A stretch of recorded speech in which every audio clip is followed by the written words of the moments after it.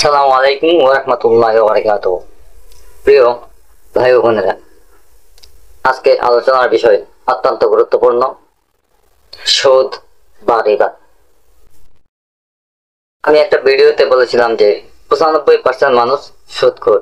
তো কিভাবে 95% মানুষ সুদখোর তা জানতে চেয়ে একজন আমাকে ফোন করেছে কিছুক্ষণ আগেই। ইনশাআল্লাহ তাআলা আমি তার প্রশ্নের উত্তর আজকের এই ভিডিওর মাধ্যমে দেওয়ার চেষ্টা করব। প্রিয় ভাই বোনেরা, বর্তমান সমাজে বাংলাদেশ সহ বিশ্বের বহু দেশে সুদ এমন এক মারাত্মক অভিশাপে পরিণত হয়েছে যা আমাদের ঈমান, আমল এবং জীবনের প্রতিটি ক্ষেত্রে প্রভাব ফেলেছে। রাসূলুল্লাহ সাল্লাল্লাহু আলাইহি ওয়াসাল্লাম ইরশাদ করেন, সুদ খাওয়ানো, এর হিসাব রাখা ও এর সাক্ষ্য দেওয়া সবাই সমান অপরাধী। সহিহ মুসলিম হাদিস নম্বর 1598। আবার বলছি, সহিহ মুসলিম হাদিস নম্বর 1598। আপনি মিলিয়ে দেখে নেবেন। আল্লাহ সুবহানাহু ওয়া তাআলা পবিত্র কোরআনে স্পষ্টভাবে বলেছেন, যারা সুদ খায় তারা কিয়ামতের দিনে দণ্ডায়মান হবে শয়তান, যাকে উন্মাদ করে দেয় তার মতো করে। সূরা আল বাকারা আয়াত 275। আমি আবার বলছি, সূরা আল বাকারা আয়াত 275। দুঃখজনক হলেও সত্য, আমাদের দেশে 95% মানুষ কোনো না কোনো ভাবে সুদের সাথে জড়িত।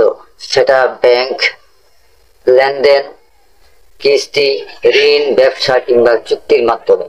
কেউ সুদ দিচ্ছে, কেউ নিচ্ছে, কেউ হিসাব রাখছে, আবার কেউ সাক্ষী দিচ্ছে। কিন্তু ইসলামের দৃষ্টিতে সবাই সমান গুনাহগার। আশা করি আপনি প্রশ্নের উত্তরটা পেয়ে গেছেন। আমরা যদি সত্যিকার অর্থে মুসলমান হই, তবে আমাদের উচিত এই হারাম কাজ থেকে ফিরে আসা, তওবা করা এবং সুদমুক্ত জীবনে চেষ্টা করা। প্রিয় প্রশ্নকারী ভাই, আশা করি আপনি প্রশ্নের উত্তর পেয়ে গেছেন।